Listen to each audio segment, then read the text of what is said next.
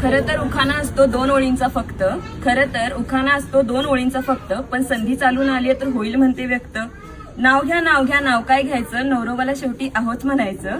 निळ्या निळ्या आकाशात चमचमणारे तारे, नाव घेते राजश्री लक्ष द्या सारे. नाव घेते नाव राजश्री माझे नाव, मानगाव माझे गाव. लहानपणापासून ज्यांची लाभली साथ, अशा सोमानानी रुक्मिणीची मी नात. उमराच्या झाडाखाली दत्ताची सावली, जानबा बेंके माझे वडील, रेखा माझी माऊली. माहेरला प्यारी होती मनी माऊ, नयन माझी वहिनी, अविनाश माझा बाहू. नाव घ्यायला सुरुवात करते गणपतीला स्मरून, आता माझ्या नवीन परिवाराची ओळख देते मी करून. ज्यांच्यामुळे सगळ्यांचे चेहरे असतात हसरे, स्वभावाला असे एक नंबर माझे सासरे.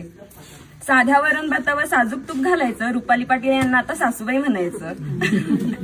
छोटी छोटी म्हणत घरभर फिरणारी सुकन्या आता नंदुबाईचा तोरा गाजवणार. पाटलांच्या परंपरा जपण्याचा मी संपूर्ण प्रयत्न करणार.